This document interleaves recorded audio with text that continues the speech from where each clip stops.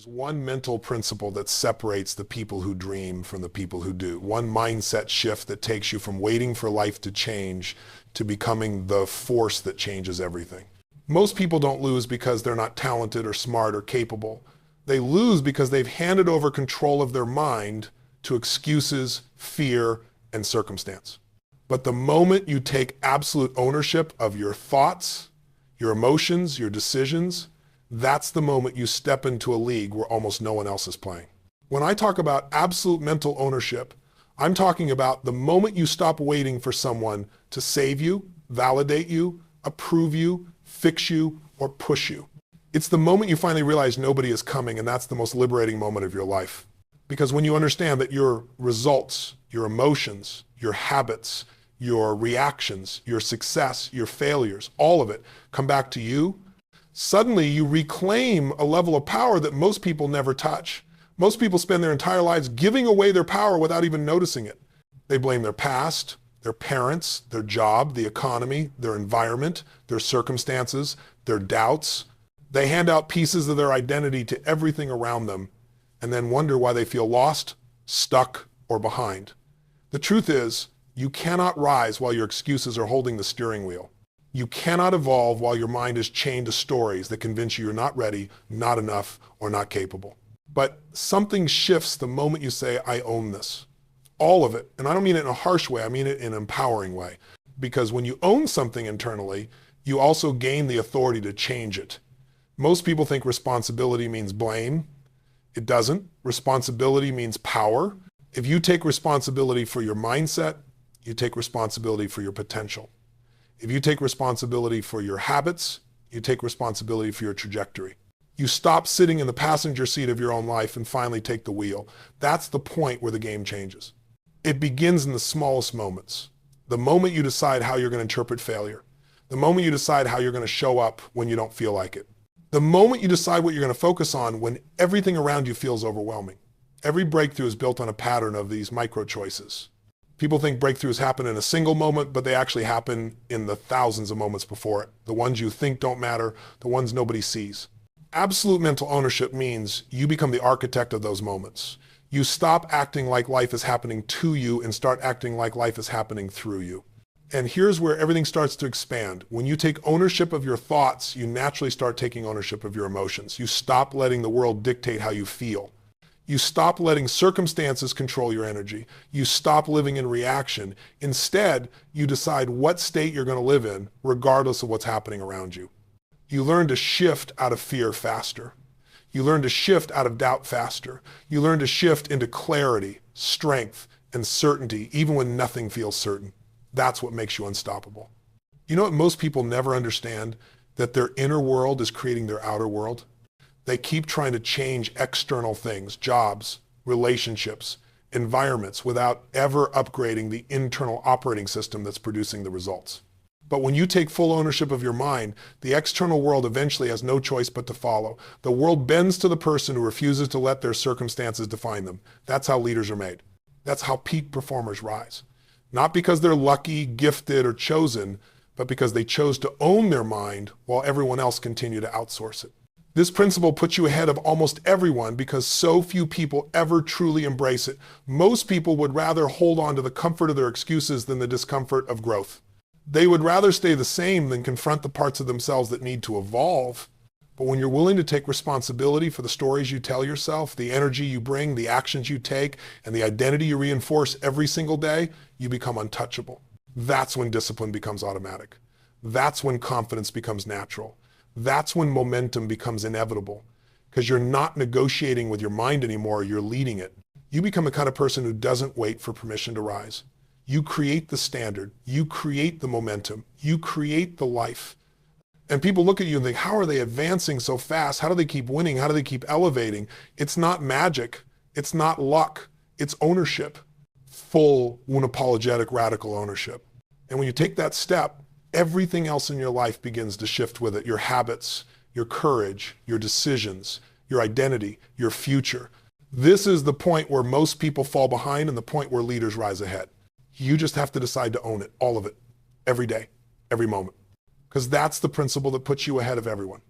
Most people go through life in a constant state of reaction. They wake up reacting to the alarm, reacting to problems, reacting to people's expectations, reacting to stress, reacting to fear, reacting to whatever life throws at them. They're always one step behind, always trying to catch up, always feeling like life is happening too fast. And the reason they stay stuck is simple. You cannot create an extraordinary life while living in a reactive state. Creation and reaction cannot coexist. One pulls you forward, the other pulls you backward. One builds your future, the other traps you in your past. And when you finally understand that, something shifts inside you. You start to realize that the people who rise, the people who lead, the people who win aren't the ones who react the fastest, they're the ones who create the fastest. Creation is where your power lives. Creation is where your identity transforms. Creation is where your future begins. When you become a creator rather than a reactor, you stop waiting for the perfect moment because you understand that times create the moment. You stop waiting for opportunities because you understand that times generate opportunities. You stop waiting for conditions to be right because you understand that times create the conditions. That's the difference between people who live life and people who shape life. But here's the truth, most people never learn. Shifting from reaction to creation doesn't start with your actions, it starts with your state. Your emotional state determines everything. When you're stressed, overwhelmed, anxious, or exhausted, your brain moves into survival mode. In that state, you react, you retreat, you collapse inward, you cling to safety, you avoid risk, you protect your comfort zone. But when you shift into a state of clarity, certainty, energy, and purpose, something completely different happens. Instead of reacting to the world, you begin directing the world. You start making decisions from strength, not fear. You start seeing solutions instead of problems. You start anticipating instead of hesitating. And just like that, you move from being someone life controls to someone who controls life. This is why mastering your state is non-negotiable. When you control your state, you control your choices. When you control your choices, you control your actions. And when you control your actions, you create your outcomes. That's the chain reaction of achievement. Not one big moment, not one dramatic breakthrough. Just a consistent shift from reaction to creation over and over again. People ask, how do I start creating instead of reacting? And the answer is simpler than you think. You start by interrupting the pattern that pulls you back into doubt, the pattern that pulls you back into fear, the pattern that pulls you back into hesitation and procrastination. You interrupt the pattern by asking better questions. Instead of, why is this happening to me? You ask, what can I make happen right now? Instead of, what if I fail? You ask, what can I learn? Instead of, I hope things get better. You ask, how can I make things better today? These questions shift your focus, and wherever your focus goes, your energy follows. When your energy shifts, your identity shifts. You stop seeing yourself as someone who reacts to life circumstances and start seeing yourself as someone who designs life's direction. And here's what's interesting. When you step into the mindset of a creator, people around you feel the shift. They start responding to you differently. Opportunities start aligning differently. Challenges start shrinking because you're no longer facing them from a state of fear, you're facing them from a state of power. And when you face life with power, life responds to that power. You begin moving differently, talking differently, thinking differently. You wake up with intention instead of anxiety. You approach problems with strategy instead of stress. You step into rooms with certainty instead of hesitation. You stop waiting for life to calm down because you're no longer controlled by the chaos. You're driven by your purpose. That's what creation feels like. It's not loud. It's not dramatic. It's intentional. It's directed. It's powerful. And you want to know something? Once you experience creation, reaction becomes unbearable. You can feel when you're slipping back into it. You can feel when you're letting life pull you instead of leading it. And in that moment, you correct yourself. You adjust your state. You elevate your focus. You bring your mind back to the truth. You are not here to react to the world. You're here to influence it. Because when you stop reacting and start creating, you stop living the life you were given and start living the life you were meant for. If there's one thing people underestimate more than anything else, it's the role their emotions play in every outcome of their life. We're taught to focus on strategy, on planning, on goals, on discipline, and all of that matters. But none of it works if you're in the wrong emotional state. You could have the perfect plan, the perfect opportunity, the perfect intention, but if you're operating from fear, doubt, frustration, or hesitation, you won't execute. Emotion drives behavior. Emotion drives decision-making. Emotion drives momentum. And until you master your emotional state, you will always feel like you're fighting an uphill battle. Most people live in emotional autopilot. They wake up and immediately fall into whatever emotion the day hands them. Maybe it's stress, maybe it's anxiety, maybe it's pressure, maybe it's frustration about something that happened yesterday. And once they lock into that emotional state, the rest of the day follows that pattern. They make reactive decisions. They avoid challenges. They talk themselves out of opportunities. They lower their standards without even realizing it. They allow the emotion of the moment to dictate the quality of their future. But the moment you shift your emotional state, everything else shifts with it. Your thoughts elevate. Your options expand. Your creativity unlocks. Your courage activates. Your focus sharpens. That's why emotional mastery isn't optional, it's foundational. Your emotional state is the lens through which you interpret your world. When you're in a strong, empowered state, the same challenge that once felt overwhelming now feels like an opportunity. The same setback that used to discourage you now becomes fuel. The same criticism that once stung now becomes irrelevant. This is why two people can face the exact same situation and have completely different outcomes, because one is led by their emotions, while the other has learned to lead their emotions. And here's the truth. Your emotions are not random. They are not uncontrollable. They are not something that just happened to you. Your emotions are a result of three things: what you focus on, the meaning you assign to situations, and the physical state of your body. Change any one of those three and you change your emotions. Change all three and you change your life. This is why high performers don't leave their emotional state to chance. They create rituals. They create patterns. They create practices that prime their body and mind to operate from strength instead of survival, because they know that the state they enter the day with is the state that determines what the day becomes. Think about the moments in your life where you performed at your best moments, where you felt fully alive, confident, capable, unstoppable. Those moments weren't accidents.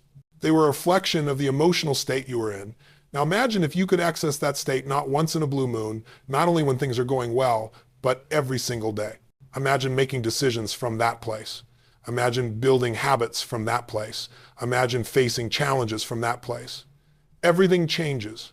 And people often say, but how do I stay in a powerful state when life gets difficult? You don't wait for life to get easier.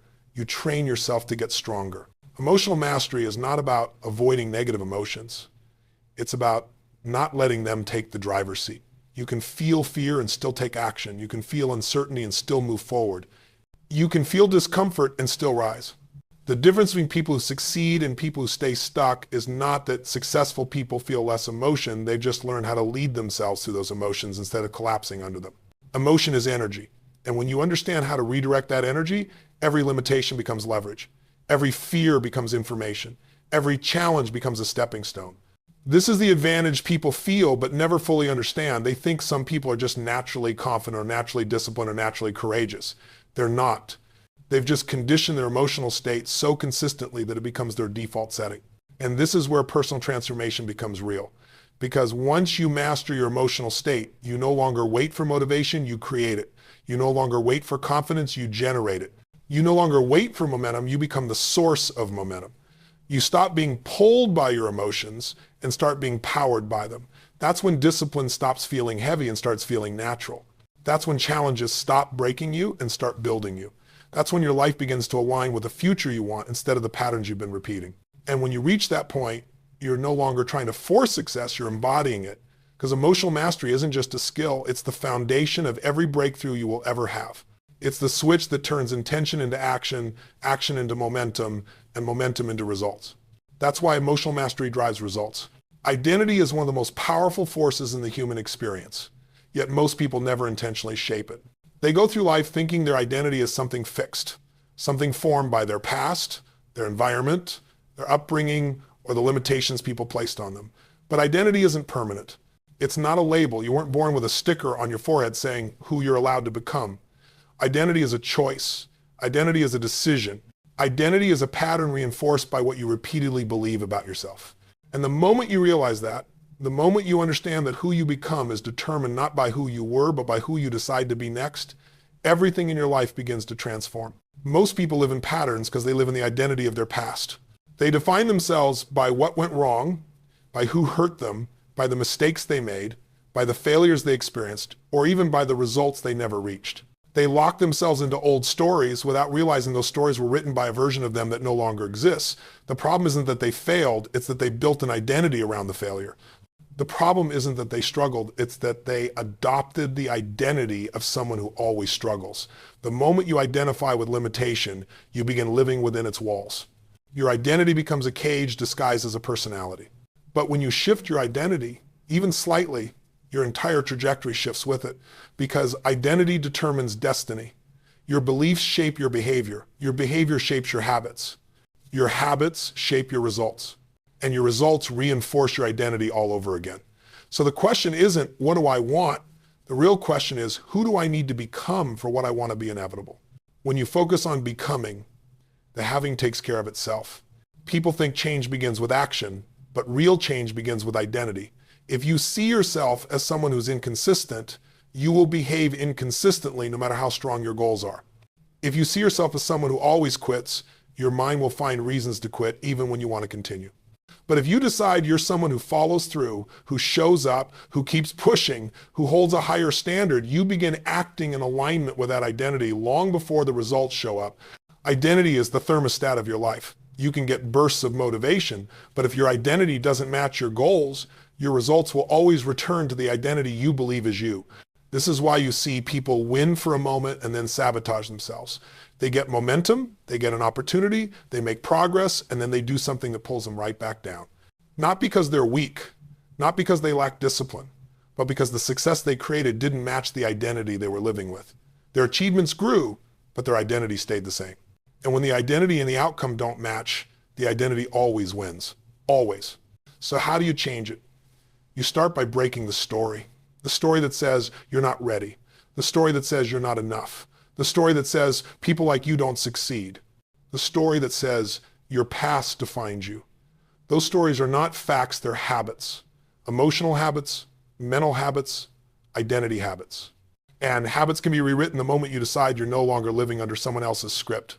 You begin reinforcing a new identity with actions, decisions, and standards that match where you want to go, not where you've been. You stop asking, can I do this? And instead ask, who would I be if I fully stepped into the future I want? Because identity isn't only built by thinking differently, it's built by behaving differently. You walk like the person you're becoming. You talk like the person you're becoming. You make decisions like the person you're becoming. You show up with the energy, the presence, the certainty of the person you're becoming. You stop negotiating with the version of you that's trying to stay small because you understand that version isn't going where you're going. And something incredible happens when you start living from your future identity instead of your past. One, the decisions that once felt difficult now feel natural. The habits that once felt heavy now feel aligned.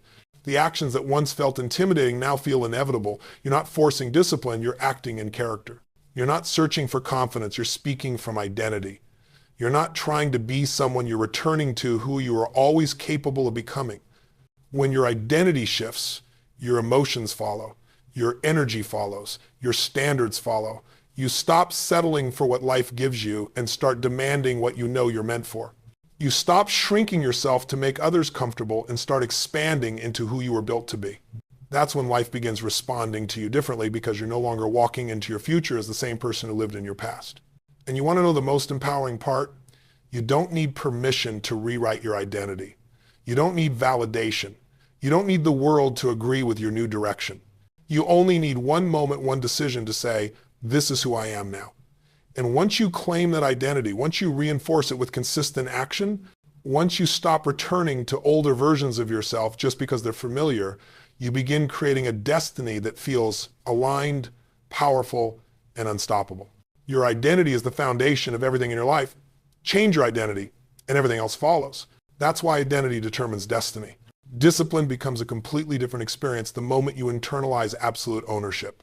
Most people think discipline is this external force you have to fight with every single day, an exhausting battle between what you want now and what you want most.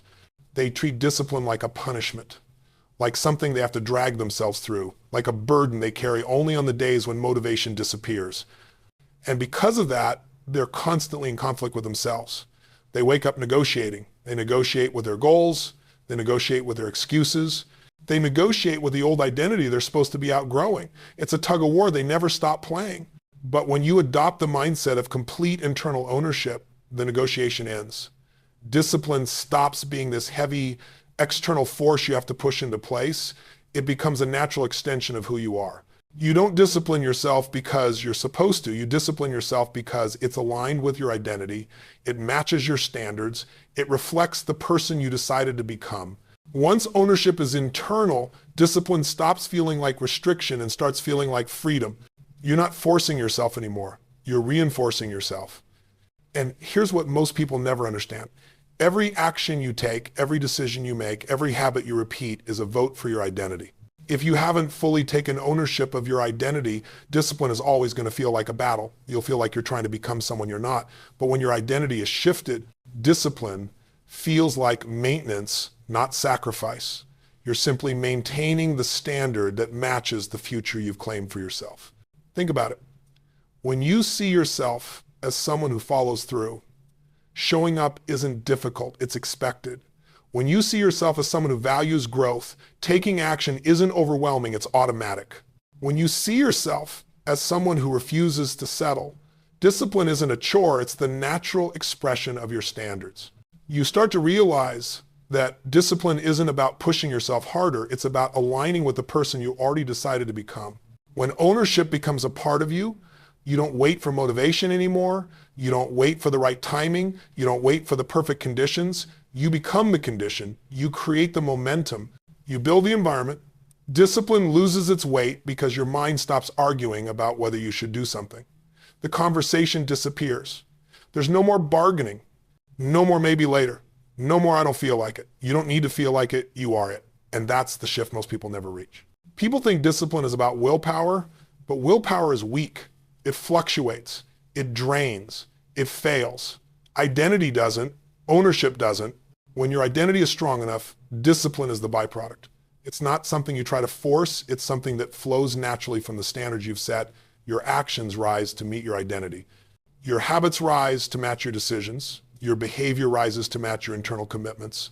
And because of that, you stop abandoning yourself at the first sign of discomfort. That's the real turning point. Because one of the reasons people struggle with discipline is that they attach too much meaning to discomfort. They think uncomfortable means stop. They think resistance means something is wrong. They think fear means they aren't ready. But when you fully internalized ownership, you stop interpreting discomfort as a signal to retreat. You interpret it as evidence that you're growing, evidence that you're stretching into a new level, evidence that you're operating in alignment with your future, not your past. Discipline becomes a practice of honoring yourself, not punishing yourself. You start treating your commitments as promises. You start treating your goals as obligations to your future identity, not as wishes. You start seeing obstacles not as reasons to quit, but as opportunities to reinforce your identity. Every challenge becomes another moment where you prove to yourself who you are. And the more you prove it, the stronger your identity becomes. And the stronger your identity becomes, the easier discipline gets. It becomes second nature, a reflex, a rhythm. You become the type of person who doesn't need to be reminded, pushed, motivated, or corrected. You lead yourself, you drive yourself, you set the standard and hold the standard. And what's even more powerful is that people around you start to feel that energy too. They see your consistency, they see your commitment, they see this internal alignment that most people don't have, and it influences them. It sets the tone. It creates an atmosphere of certainty. Your discipline becomes a representation of your identity, steady, unshakable, and aligned. And that's when life begins opening doors for you that were never available before. Because life always rewards the person who leads themselves without negotiation. Life always expands for the person who stands firmly in their standards. Life always elevates the person who refuses to outsource responsibility for who they are becoming. Discipline becomes effortless when it reflects who you truly are. There's a moment in every person's life when they realize they've been running not from danger, not from failure, not from the world, but from responsibility. And responsibility isn't a burden. It isn't something meant to weigh you down or make life harder. Responsibility is the doorway to freedom. It's the gateway to growth. It's the signal that says you're finally ready to stop living small and start stepping into the life you're meant to create. But most people never walk through that doorway because responsibility requires you to face something far more uncomfortable than fear. It requires you to face yourself. We grow up in a society that trains us to avoid responsibility because responsibility exposes us. If something goes wrong, we have to look at our actions. If we fall short, we can't blame circumstances. If our life isn't where we want it to be, we can't hide behind excuses. And that level of honesty scares people. So instead, they run, they distract themselves, they soften their standards, they wrap themselves in stories that let them avoid discomfort. They tell themselves they'll start later when things calm down or when they feel ready. But ready never comes. Someday never arrives. And the life they want slips further and further out of reach. But something changes instantaneously when you stop running. When you decide you're done outsourcing your future to luck, timing, or circumstance. When you choose responsibility, not as a chore, but as a declaration of power. Suddenly, the things that used to intimidate you become manageable. The obstacles that once felt overwhelming turn into challenges you're willing to face. The excuses that once controlled your thinking lose their grip, because responsibility is not about taking blame for everything. It's about taking control of what's next. And here's what people don't realize. Responsibility is not heavy when you stop fighting it. Responsibility becomes heavy only when you resist it. When you accept it fully, it becomes fuel. It becomes clarity. It becomes certainty. It becomes momentum. Your entire world expands because you stop being the person life happens to and become the person life responds to. The moment you accept responsibility for your emotions, you stop letting stress, fear, or insecurity dictate your behavior. The moment you accept responsibility for your habits, you stop waiting for motivation to show up. The moment you accept responsibility for your decisions, you stop blaming life for outcomes you never took ownership of. And the moment you accept responsibility for your potential, you stop settling for a version of yourself you know is beneath what you're capable of becoming. Responsibility isn't a weight, it's a doorway. And once you step through it, you meet a stronger, more grounded, more capable version of yourself on the other side. But here's the truth few people speak about. Responsibility requires courage, real courage. Not the kind you post about, not the kind you talk about when everything is going well, but the courage to look at the parts of your life that aren't working and admit you're the one with the power to change them. Responsibility asks you to confront your patterns, your distractions, your limitations, your emotional defaults, your old identity. It asks you to rise above your excuses and choose a higher standard even when it's inconvenient. And that level of honesty, if you truly embrace it, becomes the most liberating experience of your life. Because responsibility is not pressure, it's permission. It's the permission to grow, the permission to evolve, the permission to rewrite the story you've been living in, the permission to stop playing small, and the permission to step into the identity you've been avoiding but desperately craving. When you stop running from responsibility, your future begins to accelerate. You make decisions faster, you take action sooner, you trust yourself more deeply, you stop second-guessing everything, you stop waiting for perfect conditions, you stop shrinking to protect your comfort zone, you stop handing your power to circumstances you should be leading, and you begin to operate with a level of certainty that other people can feel. The moment you walk into a room, life rewards the person who takes responsibility. Not because life is fair, not because life follows rules, but because life mirrors your internal state. If you lead yourself, you create momentum. If you avoid leadership, you create stagnation. And stagnation feels like suffering because nothing is more painful than knowing you're capable of more and doing nothing about it. There's a certain energy that comes with taking responsibility, an energy that pulls opportunities toward you, that pulls people toward you, that pulls progress toward you. You rise into a different frequency. You stop thinking like a victim and you begin thinking like a creator. You stop reacting to life and you start shaping it. You stop hiding from challenges and you start seeking them because you understand that every challenge is another way to strengthen who you are. And the greatest part, the moment you stop running from responsibility is the moment life stops running from you. Everything becomes clearer, everything becomes simpler, everything becomes more aligned. Because you're no longer living beneath your potential, you're living up to it. That's why your future expands the moment you stop running from responsibility.